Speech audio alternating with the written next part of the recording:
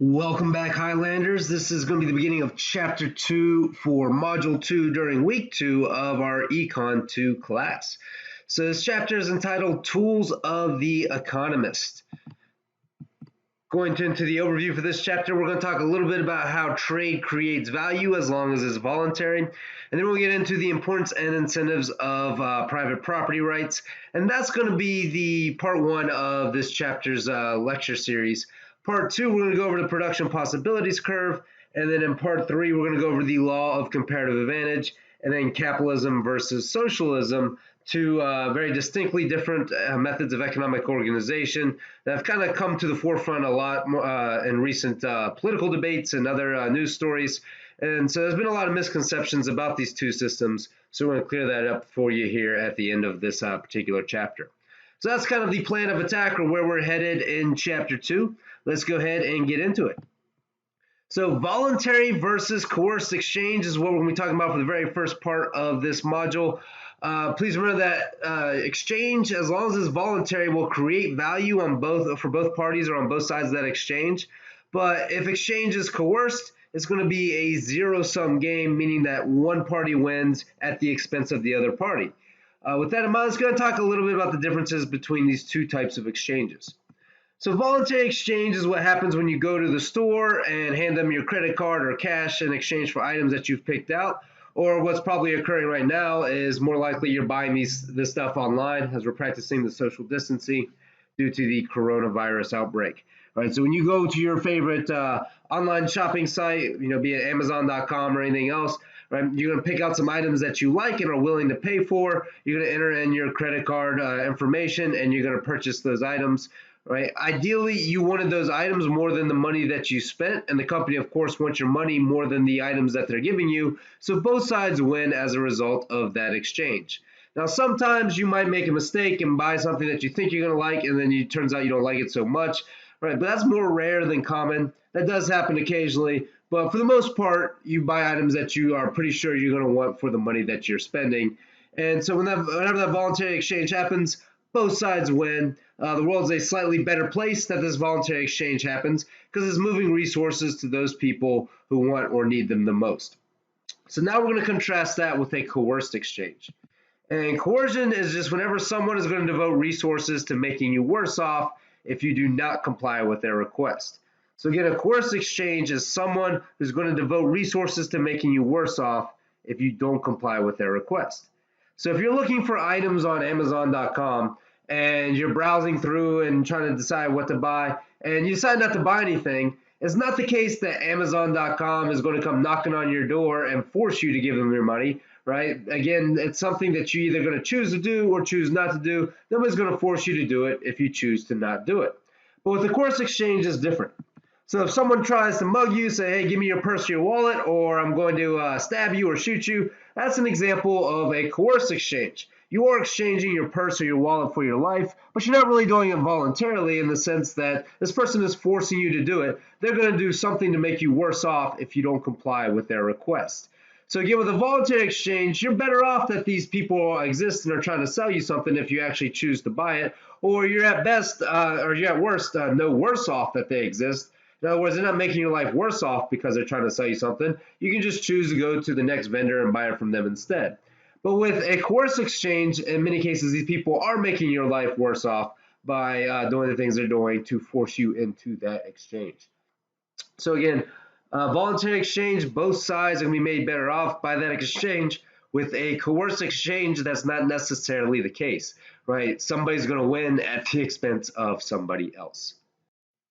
So if you're trying to decide between whether or not an exchange is coerced or voluntary, just ask yourself, how free are you to refuse that exchange? So for example, if you're walking down the street and somebody is out there selling hot dogs and they say plump, juicy hot dogs, $2 a piece, right? Again, it's up to you as to whether or not you want to buy that hot dog. You can either pay the $2 and get that hot dog, or you can be like, no thanks, and keep on walking, and nothing bad's going to happen to you.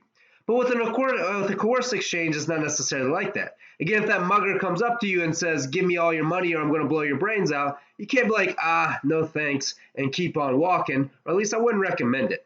So with that in mind, let's take a look at another exchange, and you can think about whether or not it is voluntary or coerced. So let's say that it is the middle of April, and the government says that you owe about $2,000 in taxes.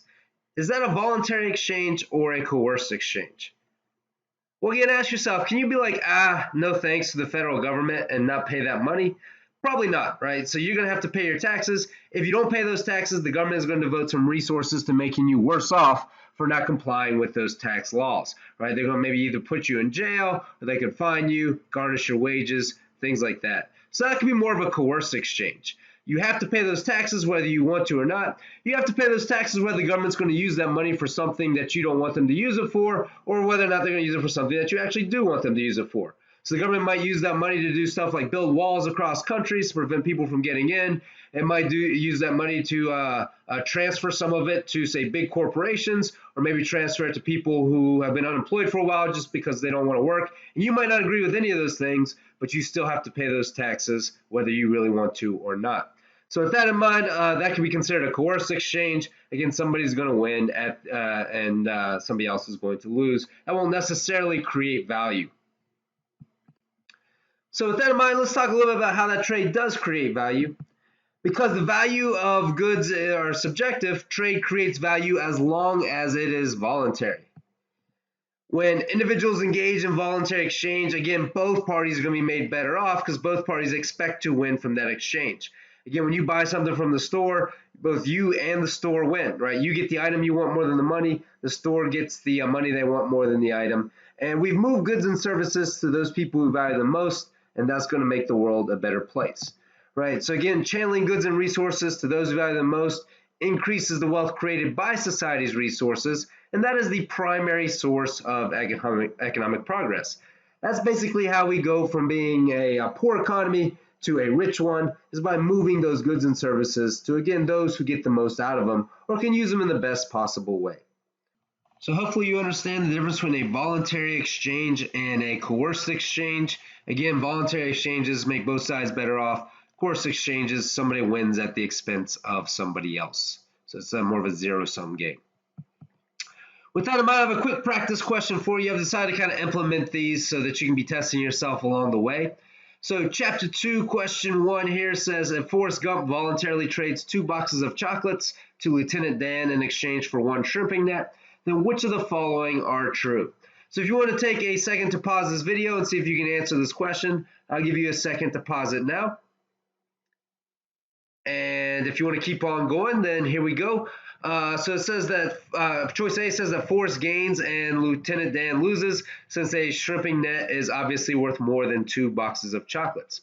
B says Lieutenant Dan gains and Forrest loses, since 2 boxes of chocolates are obviously worth more than a shrimping net. C says both parties expect to lose from this transaction. D says both parties expect to gain from this transaction. And hopefully what you've just learned suggests that because this exchange was voluntary, both parties were going to expect to gain. Both sides will be made better off. So with that in mind, now that you know that voluntary trade creates value, let's talk a little about the creation of wealth through voluntary exchange, and how when people become very successful at engaging in these exchanges, they not only make themselves better off, but they make the world better off as well. So the process by which some people become rich will make everybody richer, again, as long as it happens through this involuntary exchange.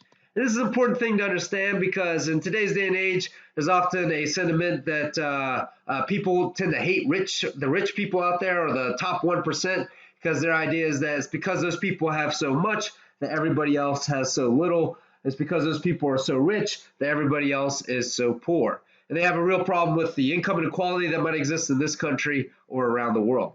But the way that economics looks at voluntary exchange suggests that when somebody becomes rich, they actually do so by making your lives better off, or by making you richer as well, again, as long as they're becoming rich through voluntary exchange. So I'll give you an example. So Henry Ford became incredibly wealthy through selling automobiles. Now, he didn't necessarily invent the automobile, but he invented a new way of producing automobiles using a moving assembly line, which allowed him to make automobiles a lot faster and cheaper than how they were being made previously. And this actually allowed a lot of poor people who couldn't afford automobiles before to afford them now, because their prices went way down as a result of him being able to produce them more cheaply. So anytime somebody buys a automobile from Henry Ford, they're better off because they got the automobile that they wanted more than the money they paid for it. And Henry Ford is better off because he gets the money more than he wanted for the automobile that he sold them. So both sides win. Also, Henry Ford employed a lot of people who voluntarily chose to work for him, and Henry Ford was famous for paying above average wages. He felt that if he paid wages that were above average, his employees would be more loyal and work a lot harder. It's what's known as the efficiency wage, which you'll probably study a little bit more detail if you take intermediate macro. But the idea there is that his employees are also better off because of Henry Ford's business. In fact, the only people who might be worse off because of Henry Ford's millions that he amassed would be his direct competitors who had trouble doing things as well as he could, right? So again, by becoming really wealthy through these involuntary exchanges, Henry Ford made your and everybody else's life better off as a result. In the same way that Bill Gates has over $100 million now through voluntarily selling software to those who are willing to pay for it, right? Again, he's made a lot of people's lives better off because they wanted the software more than the money that they handed Bill Gates, right? Or Jeff Bezos through Amazon.com has made a lot of people's lives better off, particularly now as people are engaged in online shopping. So yeah, he's got billions upon billions of dollars, right? Just like Bill Gates does, right? But him having so much doesn't mean that we all have less. He hasn't taken your piece of the economic pie. He's actually made the pie bigger and better for everyone, right? Again, all these people are making their money through voluntary exchange, so they're making the world a better place as they do so. Now, if somebody becomes rich because they stole your money or they blackmailed you out of it or they coerced you out of it, right, then that's not necessarily an example of voluntary exchange. That's more coercion. That's them making themselves rich at the expense of somebody else. So again, don't hate somebody just for being rich. Ask how they got rich. If they got rich through voluntary exchange, chances are they made the world a much better place. Now, if they got rich through coercion, that might be a good reason to hate them, right? Or a good reason to dislike the fact that they have so much money. So just kind of keep that in mind as you're going through your daily lives. All right, so now we're going to move into the importance of property rights. Before we can talk about why private property rights are important for economic progress, we need to talk about what a private property right is. So private property rights involve three things, right? Firstly, they involve the right to exclusive use of the property.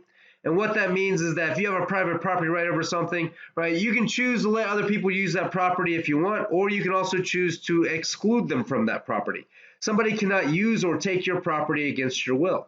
So the computer that you're listening to this lecture on, if somebody tries to come by and take your computer against your will, then they're not allowed to do that. And you have number two, which is legal protection against invasion from other individuals. And what this means is that you can call the police and they should ideally come by and get your computer back for you, right? You can take people to court for violating your private property rights. Again, you have that kind of legal protection. And then you also have number three, and that is the right to sell, transfer, exchange, or mortgage the property as you see fit.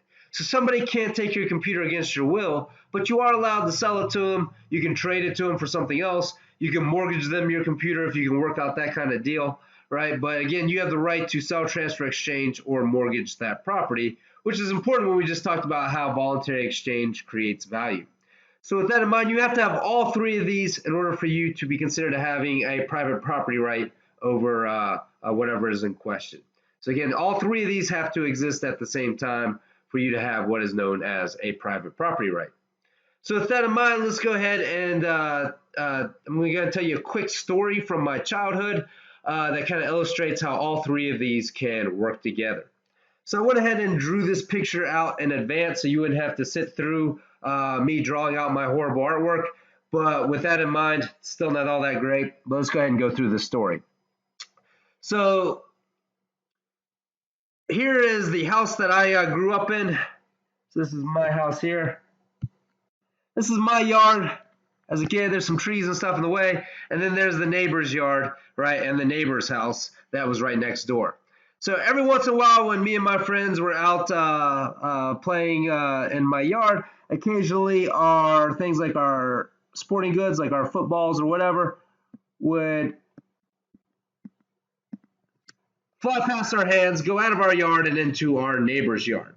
Right now, our neighbor did not like the idea of us going down into their yard to retrieve our footballs and our baseballs or whatever it is that flew down there. right? And again, it's their yard, right? They have private property rights over that yard. As it turns out, the owner of that yard was a pretty, at the time we thought, kind of mean old lady.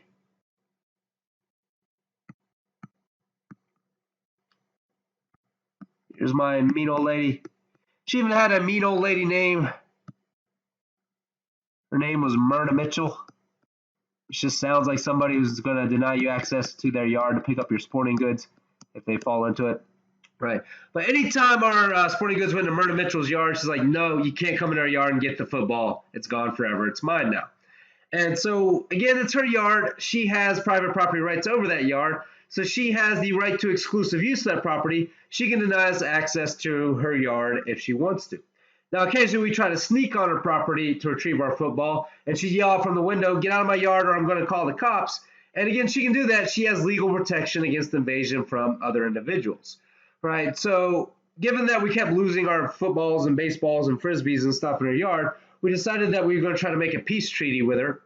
So me and some friends went over to her house. Because she was kind of an old lady living by herself, whenever the leaves would fall during the wintertime, right, she wouldn't be able to rake her yard or bag up her leaves, and her yard would just be covered in leaves all fall long.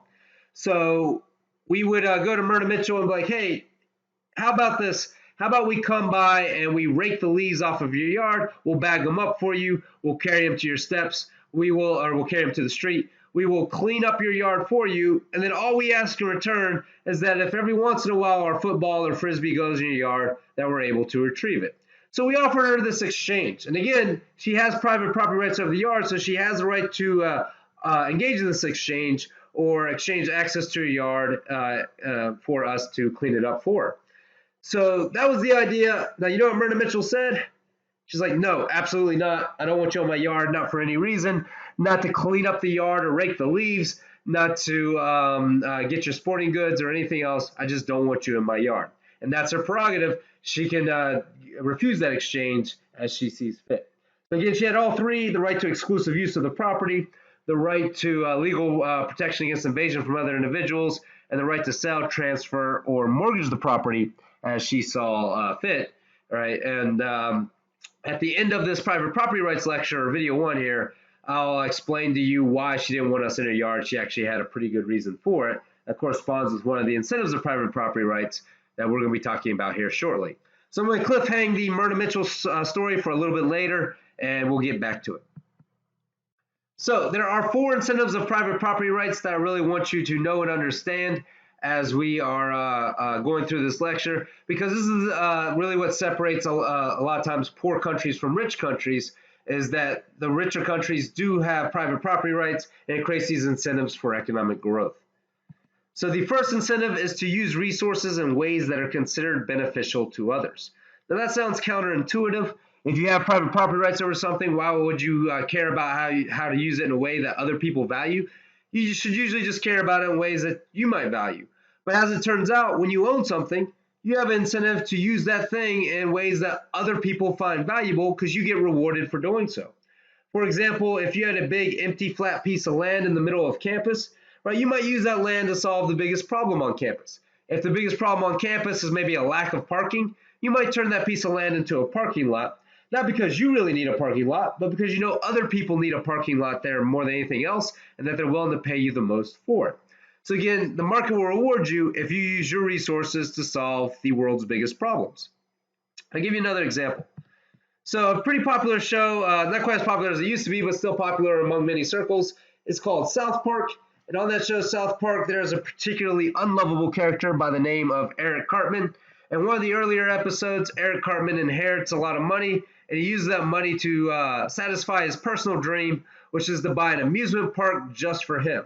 Because he doesn't like waiting in line at the amusement park, right? He doesn't like all the crowds or the people. He wants to be able to go on all the rides without ever having to wait. So he's going to buy an amusement park. He's going to shut it down to the public and just use it for himself. Now, again, he has private property rights over this amusement park. He can use it in any way that he wants, and that includes excluding the public from using it, right? That's his prerogative, right? But as Cartman was using this amusement park, he found out that he can't operate the rides and ride them at the same time. And so therefore, he's going to need to let a few people into the park and charge them admission so that he can get some money to pay people to operate the rides. So he says, all right, that's fine. I'll let a few people in, charge them, get enough money to operate the rides. I still won't have to wait in line. But then rides started breaking down, and so he needed to pay some people to repair the rides. Well, in order to pay people to repair the rides, he had to let a few more people into the amusement park, charge them for their access, and again, use that money to repair the rides. And so, again, he says, all right, this is still going to be okay. Still not going to have to wait in line too much because I'm only going to let a few people in. But then people started sneaking onto the park without paying, and so he started having to hire security guards. In order to pay the security guards, he had to let more people into the park and, again, charge them accordingly. And as the show goes on, he eventually has a fully operational amusement park where he unfortunately has to wait in line for all the rides because that's what it took to keep that amusement park going and operating successfully. So, again, Cartman, in order to get the most out of his amusement park, ended up having to open up to the public or use it in ways that other people value. So again, you have the incentive to use your resources in ways that are considered beneficial to others. Now you can use them as selfishly as you like, but you're the one who bears the cost of ignoring the wishes of others. Right? In other words, if you don't use your resources in ways that other people value, you're the one who tends to lose out on all the money you could have gained if you did indeed use your resources in ways that other people found most important. Right. So again, owners bear the cost of ignoring the wishes of others when they fail to use those resources in ways that other people value most. So let's go ahead and move on to the second incentive created by private property rights that make private property rights conducive to economic growth, and that is that private owners have an incentive to care for and manage what they own. Generally speaking, when you own something, you have a greater incentive to take care of it than when nobody owns it or it's communal property. In that case, it tends to get abused or degraded a lot more frequently. With that in mind, I want you to think of any time you've had to share a communal refrigerator with people, either maybe people in your apartment complex or people at your office, right? You'll notice that your own refrigerator tends to stay cleaner than a communal refrigerator that you share for a couple reasons. One of those reasons is that if you make a mess in your own refrigerator, you know that you're the one who made the mess and that you're going to have to clean it up. And when you clean up your refrigerator, it's going to stay clean. But at a communal refrigerator, if somebody makes a mess, they know that somebody else could come by and clean it up, so they don't have the incentive to clean it up. And if they did clean up their own mess, then it might not necessarily stay clean, right? Somebody else could come along and mess it up. And then if you cleaned up their mess, somebody else could come along and mess it up again. And eventually you're going to get tired of cleaning up other people's messes. So your own refrigerator tends to stay cleaner than a communal refrigerator. It's also the case that your own yard tends to be more well-maintained than a communal property that nobody owns, right? So generally speaking, you take care of your own property a lot more carefully than stuff that you don't necessarily own. In the same way, you're probably going to drive your own car more carefully than you might drive a rental car. Again, you tend to take care of your stuff more, right? So private owners not only have incentive to use their resources in ways that other people value, but they also have incentive to care for and manage what they own, make sure that your property keeps its value more so than if nobody owned that property. And then the third incentive of private ownership is that private owners have an incentive to conserve for the future or make sure that whatever they have will last into the future, especially if it is expected to increase in value in the future, and hopefully avoid what is known in economics as the tragedy of the commons. So the tragedy of the commons is a situation where communal property tends to get overused, abused, or degraded. So again, with that in mind, let's go ahead and go through an example.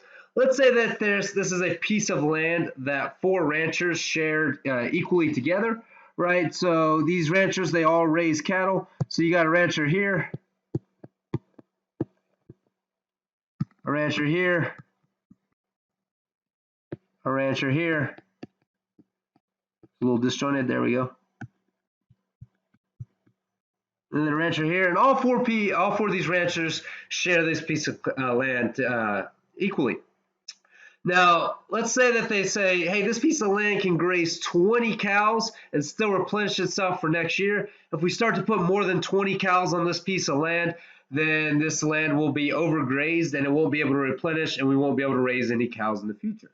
Since there's 4 of us and this piece of land can successfully hold 20 cows, let's go ahead and say that each person gets to put 5 cows on this piece of land. Right, so every rancher gets to put the 5 cows on the piece of land, And as long as they can stick to that agreement, then this land will replenish, and so they can keep putting five cows each on that piece of land into the future. But all it takes is for one slightly greedy rancher to say, hey, I can make a little bit more money, sell a little bit more meat, raise a few more cows, and it's not really going to be that big of a deal. After all, what's the big difference between, say, 21 cows on the land or 20 cows on the land? I'm going to go ahead and throw an extra cow on that land. So he changes it from 5 to 6, and again, the land should be fine, should still be able to replenish in the future. But then one of the other ranchers is going to look over and see, hey, wait a second. Right, this person's got 6 cows on the land when we all agreed to 5. He's trying to make some extra money. If he's going to go ahead and abuse it or ruin the land, then what should stop me from doing the same thing? I might as well get mine while I can and try to raise as many cows as I can in the meantime. So he says instead of 5, I'm going to put 7 cows on this piece of land. Right, now this rancher looks up and sees 6 cows from one rancher, right? He sees 7 cows from another, and he says, well, if y'all are going to put 6 and 7 on there, then I'll see that 6 and 7 and raise you one. I'll go ahead and put 8 cows on that piece of land. The other rancher is looking over and says, well, what gives? Right, we all agreed to 5 each. You've got 6, you've got 7, you've got 8. You want to play that way? Fine, I'll play. I'll put 9 cows on that piece of land. And before you know it, you've got 30 cows on this piece of land now instead of 20. And the land's going to get abused or degraded to the sense that it won't be able to replenish. And these ranchers aren't going to have any future income coming in.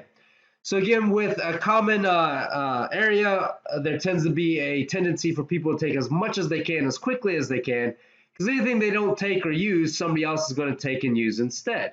It's the reason why you tend to have overfishing of the seas. It's the reason why you tend to have the overkilling of certain endangered species. And this can be solved with a pretty simple solution, and that is a couple big fences. So if we just divide this piece of land into 4 privately owned quadrants and say, all right, rancher, this is your piece of land.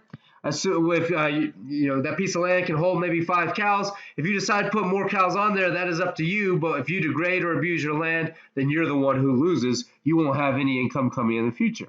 Same thing for this rancher. There's your piece of land. Here's your piece of land. Here's your piece of land. Right? It's up to you on how you want to treat it. And now they know that nobody else is going to be grazing extra cows on their piece of land. So they have a greater incentive to keep to just the limit of cows that will allow that land to replenish in the future. So again, through those private property rights, you're going to conserve for the future, knowing that somebody else won't be able to just take what you leave behind or abuse what you are trying to preserve. So with that in mind, this tragedy of the commons situation that we just talked about is the reason why, again, some animals are going extinct or endangered. And private property rights, as it turns out, is a good way to help preserve those animals or make sure that they do last into the future. So there was an issue in Africa where a lot of elephants were going endangered or extinct. And so what some countries started doing in Africa is giving villagers private property rights over those elephants. And in doing so, they actually helped increase elephant populations in the future because now people were working to protect the elephants. Now, some countries made the killing of elephants illegal, and in doing that, they actually causes elephant populations to dwindle further. And the reason why they dwindled further is because when they made the killing of elephants illegal, it actually jacked up the price of ivory, which is what's contained within the elephant's tusks, and the big reason why people tend to kill elephants. Well, put ivory on the black market, and that caused the price of ivory to go way up. That actually encouraged poachers to go out there and kill more elephants, and there weren't enough police or legal resources to protect those elephants. Now, the same thing is happening to the rhinoceros. It's currently going endangered. Again, people tend to kill the rhinoceros for its horn. They sell that horn. Some people think it has magical properties. Some people think that horn can be used to cure things like erectile dysfunction. So the product that people kill those rhinoceroses for is that horn. And again, if you outlaw the killing of the rhino, it just increases the value of that particular product on the black market and causes poachers to want to kill those rhinos more. But through private property rights, allowing people to own those rhinos, then they can breed them and make sure that they last into the future. They're going to work extra hard to protect them in the same way that private farmers now work extra hard to protect their cows, chickens, and pigs and things like that. Which, by the way, if you're looking at which animals are going extinct or becoming endangered versus which animals are not, then again, those animals that are privately owned, you tend to see a lot of them. So I'm going to go ahead and draw two lists out here. So list A and then list B. So in list A, you have things like the black rhino,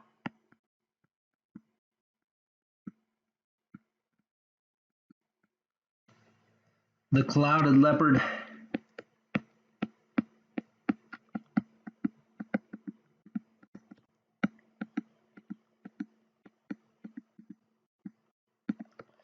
and the bald eagle.